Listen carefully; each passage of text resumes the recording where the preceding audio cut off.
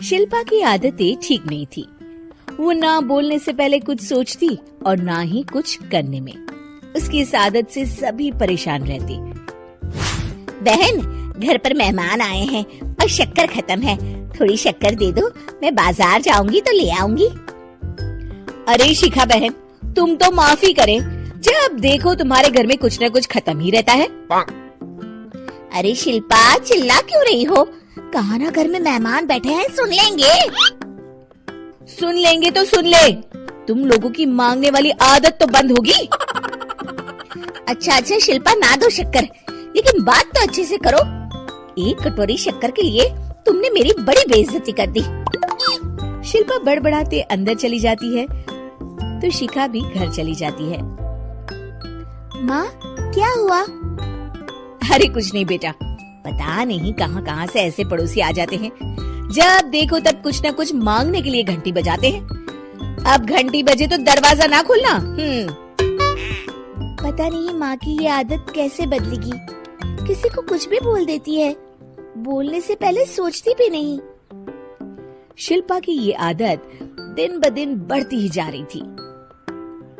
एक दिन शिल्पा के दरवाजे सब्जी वाला आया।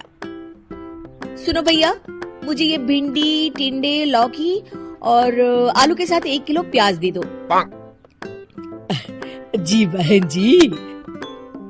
वो एक एक कर सारा सामान पैक कर देता है। कितने पैसे दूं? 220 रुपए पूरे। अरे इतना महंगा नहीं, हाँ मैं तो सिर्फ 150 दूंगी। नहीं नहीं, पैसे तो पूरे लूंगा, नहीं तो सब्जी वापस कर दो। ऐसे कैसे वापस कर दूंगी? मैं तो एक भी सब्जी वापस नहीं करूंगी। और हाँ, रही बात पैसों की, तो लेना है तो 150 ले लो, वरना मेरे मोहल्ले में घुसने तक नहीं दूंगी। हाँ। अरे नहीं नहीं बहन, हम लोग गरीब लोग हैं, ऐसा ना करो। पकड़ो ये 150 और दफा हो जाओ। शिल्पा की बेटी अंदर से ये सब देख रही थी। शिल्पा, तूने तो हद कर दी। बेचारा गरीब आदमी, उसका तो गुजारा ही इसी से होता है। बोलने से पहले सोचा कर बेटा। माँ आप चुप रहो, घर चलाना बच्चों का खेल नहीं, और वैसे भी इतनी महंगी सब्जी थोड़ी ना होती है। आपको तो सिर्फ खाने से मतलब है, लेकिन मुझे तो सब सोचना पड़ता है ना। शिल्पा की सास ये बात सुनकर दुखी हो जाती हैं। शिल्पा की बेटी शिल्पा की ये सारी बातें सुन रही होती है। शिल्पा की बेटी एक दिन माँ से कहती है, माँ, ओ माँ, जरा यहाँ तो आना। ओहो क्या हुआ, क्यों चिल्ला रही हो ऐसे बेटा? हुआ क्या?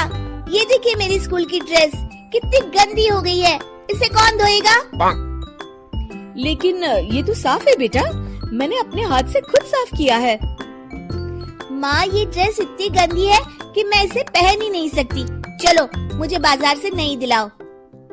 शिल्पा दुखी हो जाती है और वहाँ से चली जाती है कि तभी सामने उसकी सास मिल जाती है।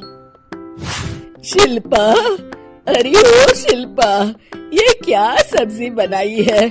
ऐसे भी कोई सब्जी बनाता है? शिल्पा सास की इस हरकत से सख्ते में आ जाती है। अरे माँ को तो मैं जो बना दूं उन्हें वो पसंद आ जाता था, फिर आज वो ऐसा व्यवहार क्यों कर रही हैं? शिल्पा कुछ समझ पाती कि थोड़ी ही देर में उसका पति आ जाता है। अरे शिल्पा, ये क्या है? क्या हुआ आपको? ये मेरी अलमारी पूरी अस्त व्यस्त है, तुमसे कोई काम नहीं होता है, सारा दिन पता नहीं क्या करती रहती हो। अरे मैंने तो सारी अलमारी साफ रखी है। इसे तुम साफ कहती हो? ये तो पूरा कूड़ादान लग रही है। शिल्पा परेशान हो जाती है और समझ नहीं पाती है कि उसके साथ क्या हो रहा है। शिल्पा अकेले कमरे में जाती है और जोर जोर से रोने लगती है। तभी वहाँ उसका पति, सास और बेटी आ जाते हैं। शिल्पा उन लोगों को देखकर और जोर जोर से रोने लगती है।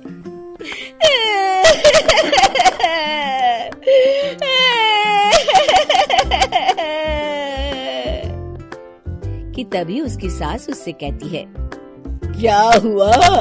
यहाँ बैठकर रोती रहोगी या फिर खाने को भी कुछ बनाओगी?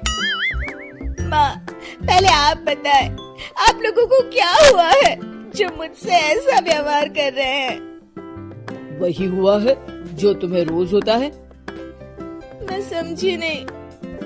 माँ, आज घर वालों ने आपसे बुरा व्यवहार किया तो आपको कितना बुरा लगा ना? हाँ, मुझे बहुत बुरा लगा। मुझे अच्छा नहीं लगता कोई मुझसे इस तरह से बात करे। सही कहा शिल्पा, जो चीज तुम्हें खुद के लिए अच्छी नहीं लगती वो तुम्हें दूसरों के साथ भी तो नहीं करनी चाहिए। बेटा, हम तुम्हारे अपने हैं, फिर भी तुम्हें अपनों की बात का बुरा लगा। लेकिन सोचो, जिन बाहर के लोगों से तुम ऐसा व्यवहार करती हो उन्हें कैसा लगता होगा। हाँ माँ, आप सच कह रही हैं। मैं आप लोगों से माफी मांगती हूँ। मुझे कड़वा नहीं बोलना चाहिए। मैं समझ गई, मैं आपकी हूँ इसलिए आप लोगों ने मुझे सुधरने का वक्त दिया और मेरा साथ दिया। लेकिन जिन बाहर के लोगों से मैं बुरा व्यवहार करती आई, वो लोग मेरे कड़वे बोल से कितने दुखी होते होंगे। मैं वादा करती हूँ, आज से ऐसा व्यवहार किसी के साथ नहीं करूंगी। सीख, हमें दूसरों के साथ वैसा ही व्यवहार करना चाहिए जो हम खुद के लिए अपेक्षा करते हैं।